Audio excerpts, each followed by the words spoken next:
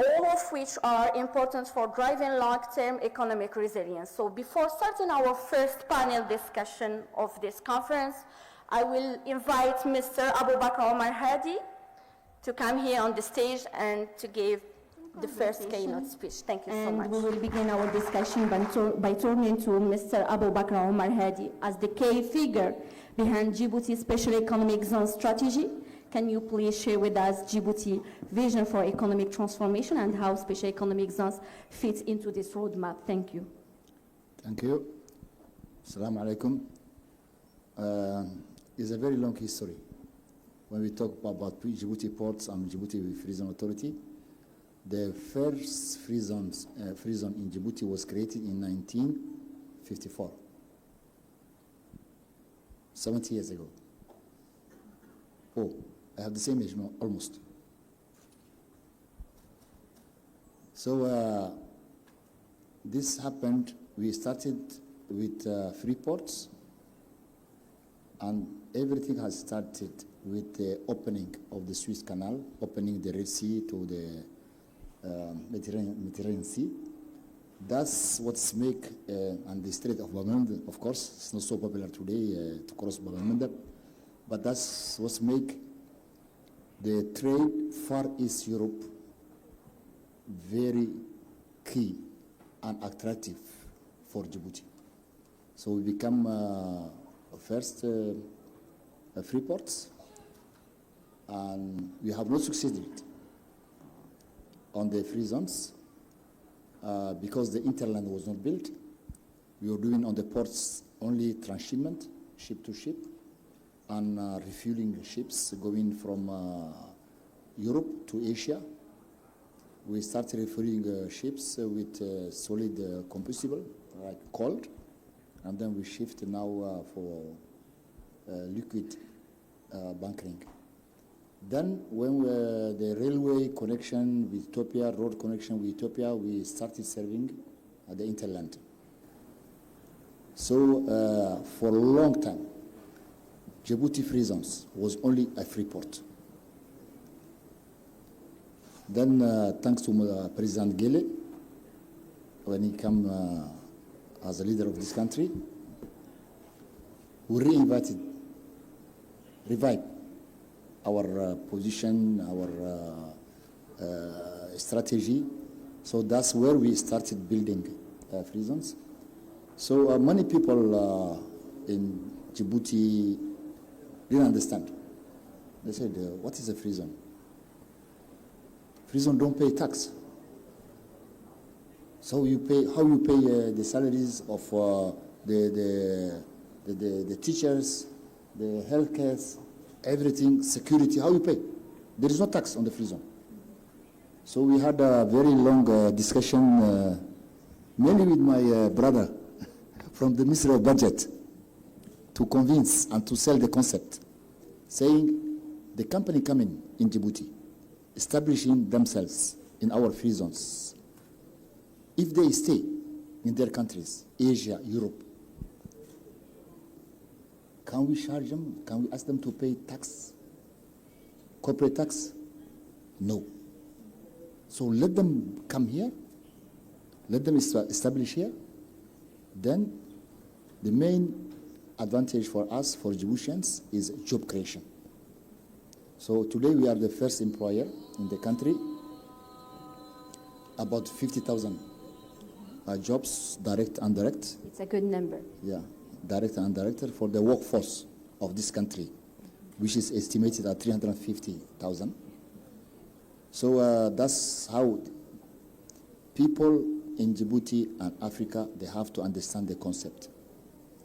Are we looking for tax, or are we looking for job creation or wealth creation and retaining our foreign currency by trading among us?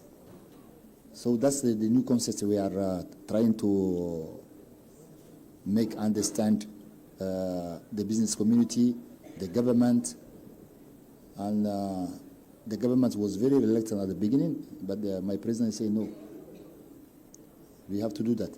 And the difference with Djibouti free zones is we are allowed to sell to the local market. The customs are on our gate. So any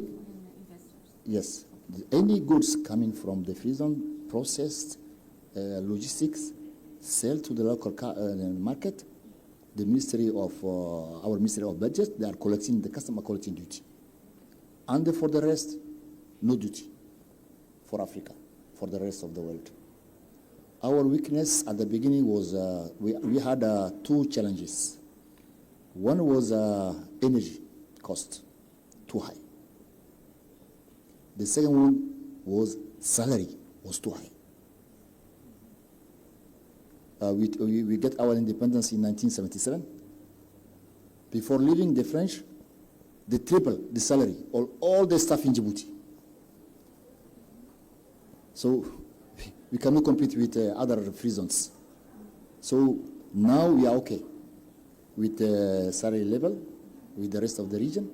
We are not still okay with the energy. Because the Secretary General has mentioned we have to trade also with the GCC countries, oil-rich countries, very low and competitive price of energy, and they have reasons also. In Oman, in Saudi Arabia, they have reasons competing with us for African market. So our advantage is we are on the right side of the Red Sea. We beat them on logistic costs because anything they produce on the other side of the Red Sea, they have to transport by sea and then use a port. They are using two ports, one in the Arabic Peninsula, one in the African continent, and also sea transportation. So we are very competitive for not only Djibouti, for all African ports. If they build the right infrastructures, the right depth of ports, we are very competitive than any other port in Europe, south of Europe, I mean Mediterranean Sea, Asia, so far, we are competitive. Americas, we are competitive. Excellent. Thank you. Thank you for that insight. Now let's turn to more strategic question for all our panelists, and we will start with Mr. Hadi. So Djibouti geographical location is a huge opportunity for the development of trade in the Horn of Africa. So how does Djibouti intend to use the EFCFTA and the special economic zones to take advantage of this geostrategic position or location? So thank you, Madam Farah. You cannot choose, you cannot buy, you cannot sell the special position of your country. It's a God-made. We are here for 1,000 years. So how we can take advantage of that, and is up to us to put in place the right developments, infrastructures. So we are investing a lot on to attract these businesses, mainly maritime, and then we shift to the corridors to link the other landlocked countries in the continent. So mainly we are doing infrastructure development, and as Mr. Simon mentioned, is to put the right legislation in place to attract the business. The other concept we are putting in place, we don't want to attract businesses that cannot do business without being here. So those guys, we say, okay, you cannot be a free zone company. I don't know if you understand my point of view. You have to come anyway, because you cannot sell from abroad, from other continent, so you are not going to be a free zone company. So what we are trying to attract is the companies, we need their services, and which can sell from their country to Djibouti and to the rest of the continent. So these people, this kind of business, we want them in Africa, for job creation, skill development, and for all these things that we need them. I hope I answered to... Of course, and it is really fantastic to see how Djibouti... Vous avez bien résumé, bien mentionné, mais there is a countries, many countries in Africa who doesn't know where is Djibouti. I know. Yes, you know. Even East Africa. I have been in Kenya. I have been in Uganda, walking on the street, saying, where are you from? Djibouti. Say, what is Djibouti? No, they didn't ask me, where is Djibouti? Eh? They said, what is Djibouti? So, the beauty of Djibouti is we are a small country, but as we rightly mentioned, we are exposed to the world. The rest of the world they know Djibouti, but not Africa. How Africa can trade with Djibouti? When I tell them we have 6 deep sea ports, they cannot believe. So that's a very important step. And the other point you mentioned correctly is I prefer to say that in French, l'adéquation, formation, emploi. And in Djibouti Port and Tourism Authority, we ourselves train our staff up to master degree. And by the way, in September, we are going to receive 23 all females, captain and chief engineers. Thank you. Excellent. So it is very important to understand the barriers that can arise and serves as a model for other countries. What key lessons can be learned from its approach to economic transformation through special economic zones? Okay, this always is what you can learn from Djibouti is small is beautiful. So the size of the country, the hierarchy, we can solve the problems, we can pass legislation very fast, we can talk to each other, even if you have a different point of view with the certain, because we have the parliament, we have also the executive, so we have to convince all these parties when we are introducing new business and saying, okay, one of the things, the major thing we have faced is with customs again. We have an assembly chain in the free zone. So the customs say, oh, this cargo enter, and you are taking out a car. So for them, we are trying to make an education to the customs, saying, we take in spare parts, and we are taking out a car. They say, no, we don't understand. Car in, car out.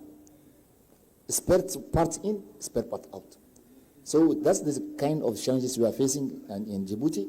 And I think more and more also African countries are, and I can tell you, Djibouti customs is the most flexible, knowledgeable customs. I will not say in Africa, in the world. They are very cooperative. So we need to train them sometimes. They don't know the business. The only thing they know is tax collection. So they are goalkeeper. You know the goalkeeper? He has to keep the goal. But this is not the business. If you pass the ball, then you make business. You are not gatekeeper. You are not a goalkeeper. Thank you. Hadi, and now let's so much, Mr. To the future with the final question for all our panelists. As we move forward, what are the key actions or strategies that Djibouti plans to implement in the next 5 years to further strengthen its special economic zones and enhance its position as a regional economic hub? And I will start with Mr. Simon. I will ask. Okay. To cross the continent. Okay. Africa continent is the only continent in the world to transport cargo from east coast Indian Ocean to Atlantic Ocean, you have to make tour around the continent. So far from Djibouti ports and East Africa, we reached only South Sudan, Rwanda, no DRC Congo. We cannot cross Central African Republic. And the huge population and the huge wealth of the continent is on the central part. More than 9 million population. So if I have to take the discharge cargo here and then take around the continent, so we have to cross the continent, to trade, break the barriers. We have to cross the borders.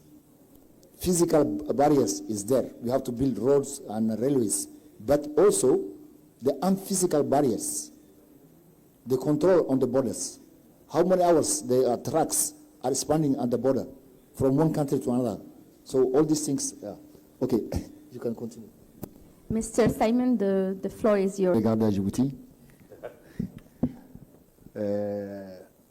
Brain drain, fuite de cerveau. On veut garder nos talents ici. Pas ici à Djibouti seulement, mais en Afrique. Et bien les payer. Moi, j'étais expatrié dans un pays africain. Nigeria. Lagos Port. I was the MD. So the Nigerians were making a joke on me, saying, Aboubakar, what is the population of Djibouti? I was answering, 1 street of Lagos. Because that time there were 15 million in Lagos only. So I don't recommend. When we have excess, yes, we are going to export, like the Filipinos or I don't know, or the Indians. But for the time being, let's keep our talent in Africa. And let's train more and more Africans and pay well our talents. Thank you. Thank you so much. Thank you to all our panelists for